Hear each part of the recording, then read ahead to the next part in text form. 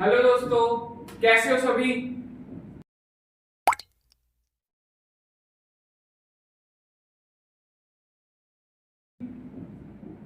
तो आज हम फिर आ चुके हैं दोबारा से 6 महीने बाद, लेकिन आ गए वापस।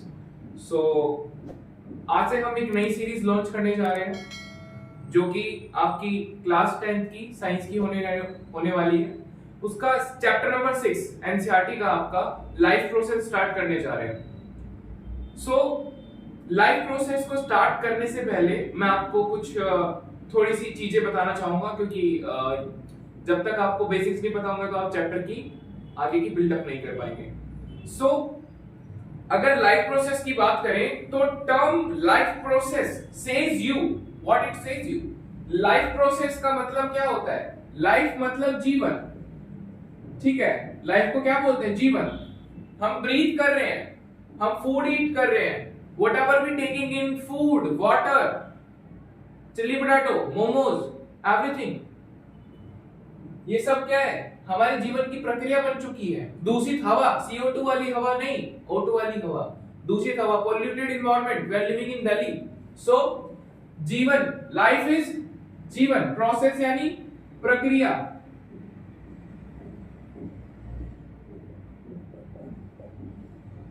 प्रक्रिया, प्रोसेस इज अ प्रक्रिया।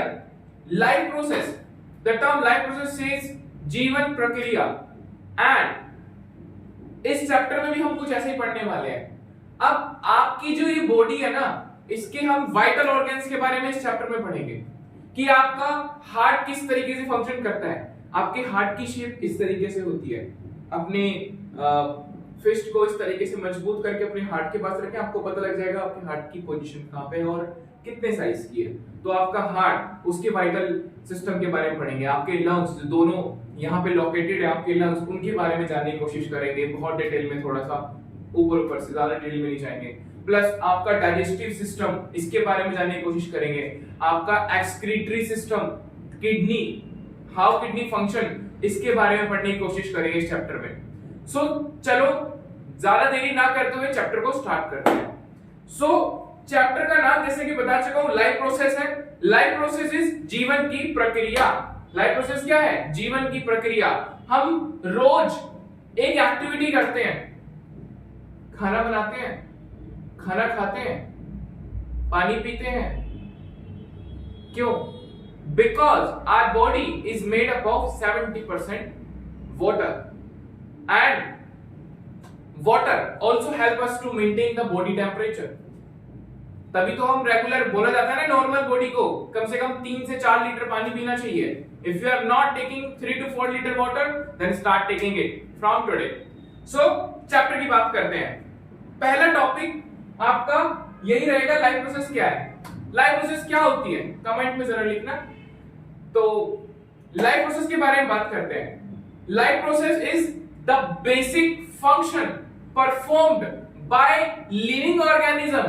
Basic function performed by living organism for the maintenance of the life are called life process. कि आपकी बॉडी ये परफॉर्म कर रही है कुछ फंक्शंस को। मैं अभी आपसे बोल करके आपको कुछ समझाने की कोशिश कर रहा हूं और आप सुन रहे हो, इस वक्त मेरे को देख रहे हो। You are doing something, you are doing some work, and that function performed by your body needs maintenance of the body. That is a life process. कि आपकी बॉडी जो भी फंक्शन परफॉर्म करती है, पहली बात तो ये समझ लेना, लिविंग बॉडी ही फंक्शन परफॉर्म करती है। फंक्शन इन द सेंस कोई भी काम करना, लिखना, पढ़ना, दौड़ना, वॉक करना, बातें करना, सुनना, थिंक करना। इवन थिंकिंग के लिए भी आपको प्रोसेस की जरूरत है। You need life process, you need energy to from your body to think something. So the basic function perform by a living organism for the maintenance of their life. अपनी life को जीने के लिए, अपनी life को जीने के लिए एक बेसिक फंक्शन परफॉर्म किया जाता है किसी भी लिविंग ऑर्गेनिज्म के द्वारा, उसी को लाइफ प्रोसेस कहते हैं। अब एक चीज याद रखना कि लाइफ प्रोसेस जो होती है ना, वो दोनों में ही होती है, यूनिसेलुलर ऑर्गेनिज्म में भी और मल्टी सेलुलर ऑर्गेनिज्म में। देखो मैं जानता हूं 9th क्लास का कॉन्सेप्ट है यूनिसेलुलर मल्टीसेलुलर सेल चैप्टर पढ़ा होगा आप लोगों ने, नहीं पढ़ा तो मैं बता देता हूं। देखो सेल दो तरीके के होते हैं, एक होता है यूनिसेलुलर, एक होता है मल्टीसेलुलर। हमारी बॉडी मल्टीसेलुलर ऑर्गेनिज्म से मिलकर के बनी हुई है, और यूनिसेलुलर सेल्स के एग्जांपल हैं amoeba, paramecium, Euglena, east.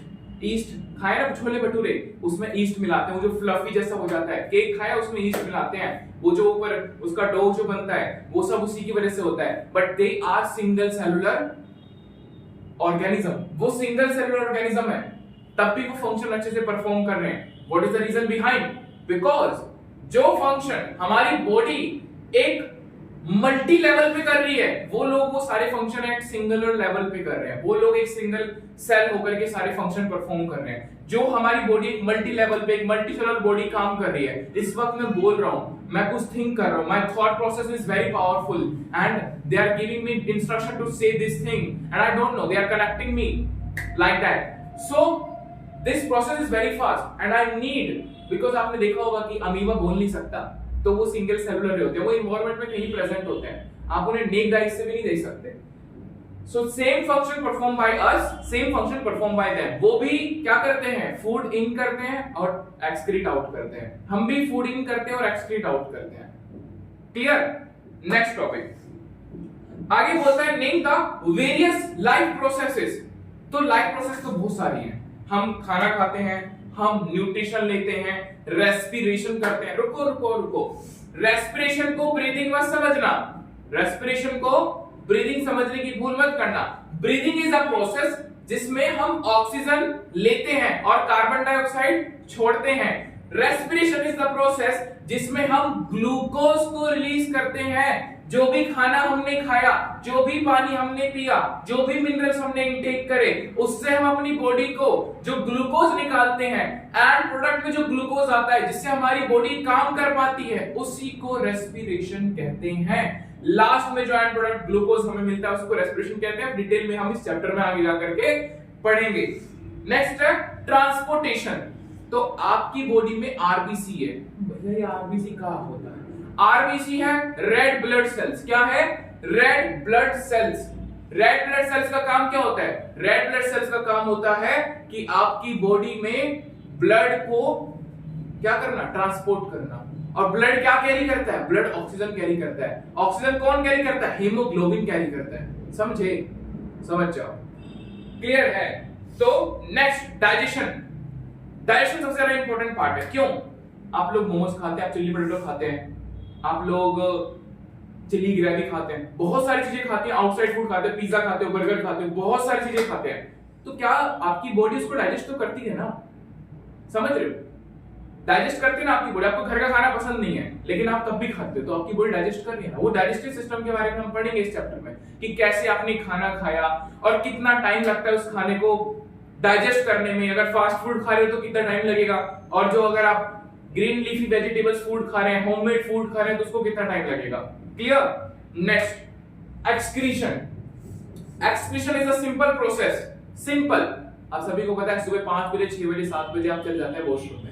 That's the process of excretion. इसको फर्दर बताऊं तो आपकी बॉडी में जो भी अनवांटेड फूड पार्टिकल्स होते हैं, unwanted undigested food material that your body haven't consume, जो आपकी बॉडी कंज्यूम नहीं कर पाई है, उसी को आपकी बॉडी से बाहर निकाल देती है। आपकी बॉडी एक्सक्रीशन प्रोसेस के थ्रू से बाहर निकाल देती है। This is called excretion.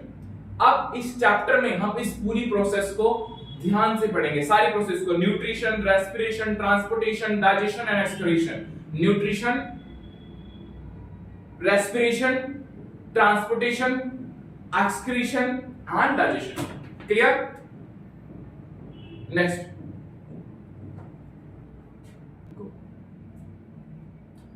so what is nutrition? nutrition क्या है? the process of taking in food inside the body is known as nutrition. क्या है nutrition? जिस प्रक्रिया से आपने खाना खाया उसी को न्यूट्रिशन बोलते हैं। जिस प्रक्रिया से आपकी बॉडी के अंदर फूड गया, the process by which you taking food known as nutrition, utilizes it for the daily work activities. आप उस फूड को जो आपने खाया उससे डेली वर्क एक्टिविटीज करोगे।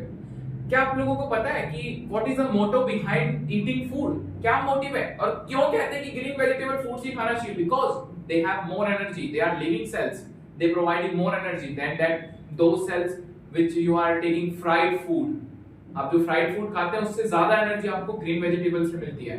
क्लियर? मैं यहाँ पे आपको ज्ञान नहीं दूंगा, आप मानने वाले हो नहीं। So what is process, what is nutrition?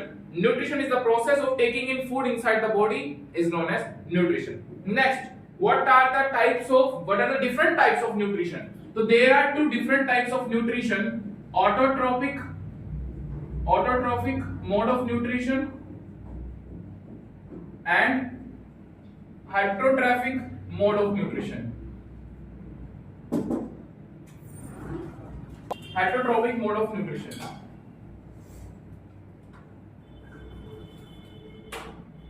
What is autotrophic mode of nutrition?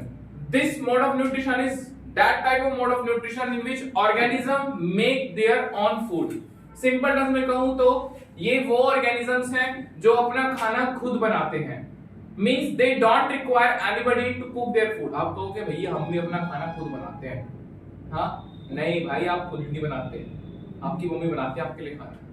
Autotrophic mode of nutrition वो मोड ऑफ न्यूट्रिशन है जिसमें ऑर्गेनिज्म खुद खाना बनाते हैं। फॉर एग्जांपल ग्रीन प्लांट्स के पास क्लोरोफिल होता है और वो पूरी प्रोसेस करते हैं फोटोसिंथेसिस की, जिसकी वजह से वो खुद ही अपना खाना बनाते हैं, खुद ही अपने फूड को सिंथेसाइज करते हैं। क्लियर? तो autotrophic mode of nutrition is that type mode of nutrition in which organism made their own food. अपना खाना खुद बनाएंगे, किसकी हेल्प से? With the help of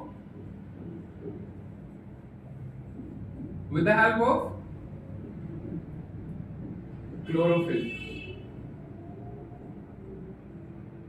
clear? And process कौन सी इन्वॉल्व होगी? फोटोसिंथेसिस। नेक्स्ट, इसका एग्जांपल क्या होगा? Green plants. जितने भी ग्रीन प्लांट्स हैं, even green algae, they also prepare their own food. ठीक है? Next, heterotrophic mode of nutrition. Heterotrophic mode of nutrition is that mode of nutrition in which organism depends on other for the food. Organism किसी दूसरे पर dependent होता है food के लिए। This type of mode of nutrition is that mode of nutrition in which organism depend on other for the food. ये वो प्रक्रिया है, ये वो मोड ऑफ न्यूट्रिशन है जिसमें ऑर्गेनिज्म खुद अपना खाना नहीं बनाएगा, किसी और पे डिपेंडेंट होगा खाने के लिए। For example, we human beings, हम अपना खाना खुद नहीं बनाते। या तो हम मीट फ्लैश खाते हैं, या फिर हम ग्रीन लीफी वेजिटेबल्स खाते हैं, या फ्रूट्स खाते हैं। These all food material come from the nature. ये सारे फूड मटेरियल आपको नेचर से मिल रहे हैं, ये आप खुद नहीं बना रहे हो अपने आप। You are not making them by your own self. Clear? So heterotrophic mode of nutrition is that mode of nutrition in which organism dependent on other organism for their food. Organism depend on other organism for food. Example, human beings and animals.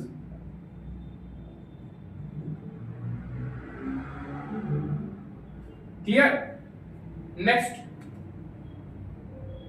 Next topic is in which form are unused carbohydrate stores in the plants. देखो, carbohydrate की forms होती है, तो carbohydrate जो है जैसे वो ज्यादातर स्टार्च की फॉर्म में स्टोर होता है, चाहे वो हमारी बॉडी में हो चाहे वो प्लांट बॉडी में हो। प्लांट बॉडी में वो सेलुलोज की फॉर्म में स्टोर होता है, ग्रीन प्लांट में सेलुलोज बना करके वो स्टोर किया जाता है कार्बोहाइड्रेट, लेकिन हमारी बॉडी में स्टार्च की फॉर्म में से। तो ये मैटर करता है दोनों में कि वो हमारी बॉडी में कंज्यूम किया जा रहा है या फिर प्लांट बॉडी में कंज्यूम किया जा रहा है। जिस बॉडी में जैसे कंज्यूम किया जाएगा उसको नाम अलग दिया जाएगा। क्लियर? उनका सेलुलोज और हमारा स्टार्च डिफरेंट होता है, ठीक है, लेकिन होते दोनों शुगर है। So green plant store their unused carbohydrate in the form of starch, bracket में लिख लेना सेलुलोज, ये इंपॉर्टेंट है। Next, name the end product of photosynthesis, कि भैया अंत में फोटोसिंथेसिस प्रक्रिया करने के बाद क्या मिलता है? तो आपको मिलती है दो चीजें अंत में, ग्लूकोज एंड ऑक्सीजन। और ऑक्सीजन को कौन लेता है? हम ह्यूमन बींग्स ऑक्सीजन को ले लेते हैं। क्लियर?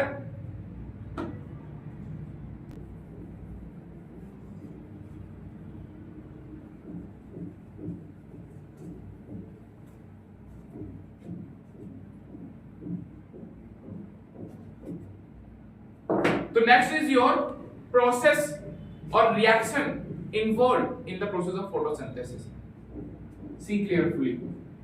CO2 नेचर से मिलता है. नेचर कौन? हम देते हैं CO2 प्लांट्स को.